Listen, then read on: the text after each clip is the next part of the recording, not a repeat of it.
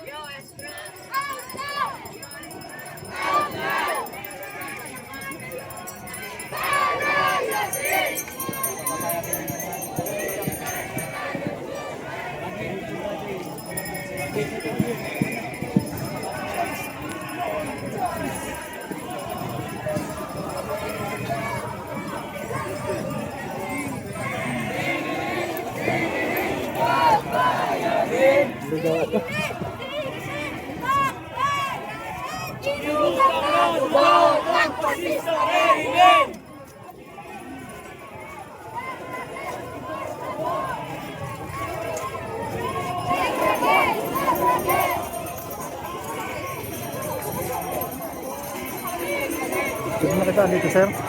Thank you.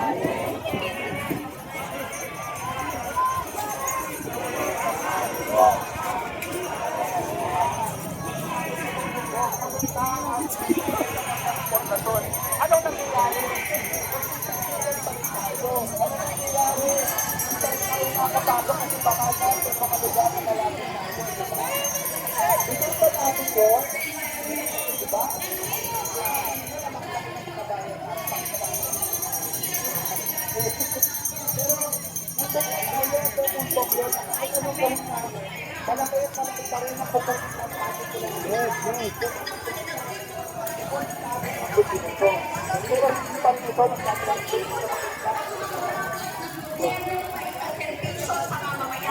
Si Marcos Jr. kunwari may pakailan sa kalikasan at sa krisis sa klima. Yun pala, gagamitin lang para sa greenwashing projects niya. Ang flood control projects, kunwari para tugunan ng mga.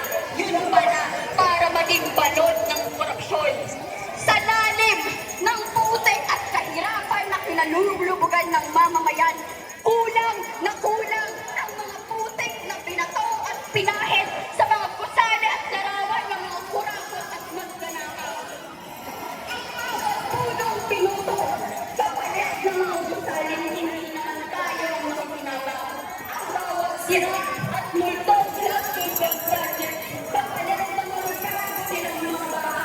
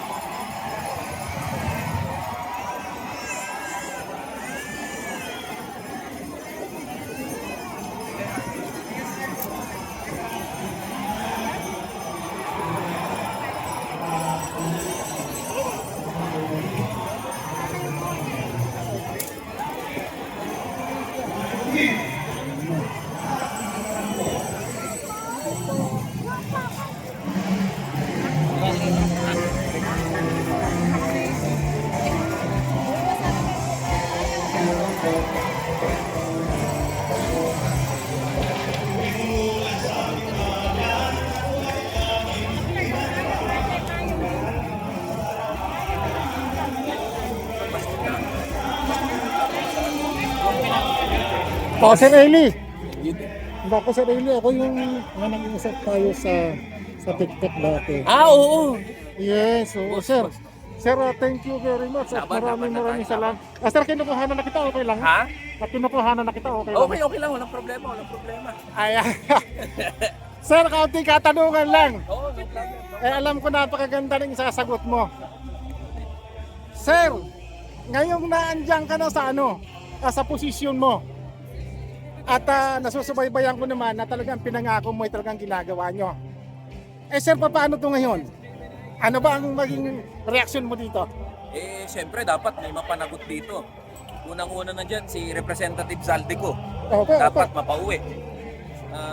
At maimbestigahan kasi siya ang chairperson ng Committee on Appropriation para sa nung nakaraang kongreso na pinagmulan nitong national budget na batbat ng napakaraming mga anomalous and ghost na flood control project. Take note, flood control project pa lang to. Hindi pa kasama yung ibang mga infrastructure project. So second, dapat maimbestigahan din si former speaker Martin Romualdez. Kasi imposible naman na si Zaldico lang ang may kinalaman dito. As the former speaker, dapat maimbestigahan din siya. So ito yung panawagan natin sa mga kababayan natin, especially to our colleagues in the House of Representatives. At meron din tayong mga sinusulong na mga panukalang batas para matigil na yung mga ganitong kaganapan. Isa na nga dyan yung Open Bicameral Conference Committee meeting. Ibig sabihin lahat ng pag-uusap sa budget na umaabot sa BICAM dapat gawing public. So yun yung sinusulong natin. Tapos yung doon naman particular sa Independent Commission, well, maganda na may Independent Commission pero kulang ng pangil. So nagtutulak tayo ng panukalang batas dyan para merong contempt power yung Independent Commission. So ito yung ilan sa mga tinutulak natin na mga pwedeng immediate na solution dito sa problema natin. Okay, sir. Sa mga nakikita natin ngayon, kitang-kita natin na talagang dinadamay nila ang ating mahal na Pangulo. So sir, anong magiging reaksyon mo dito? At bakit? Actually, matwid naman yung call, yung galit ng mamamayan. Hindi natin maisasantabi na yung mamamayan titingin kay Presidente Bongbong Marcos because after all, he signed the General Appropriations Act. At bilang Presidente, he is accountable. Kung siya ang pumirma dito sa national budget na punong-puno ng mga anomalous and ghost flood control project, again, take note, flood control pa lang to. So dapat siya rin ay accountable dito sa issue na kinakaharap natin ngayon. And it is really serious na may mapanagot dito, may maging accountable dito. Actually, kahit wala yung House of Representatives, kahit wala yung Senate, kaya niyang immobilize yung buong executive para hulihin, mapanagot, makulong na. Ang problema kasi, ang daming hearing, ang daming investigation, wala nakukulong. Sayang oras. Sir, tungkol naman dito sa marami kasi nagsasabi, kung 3 taon na muna siya bago niya ito pinuna ng mga ganitong bagay. Ba't sir natawa kayo?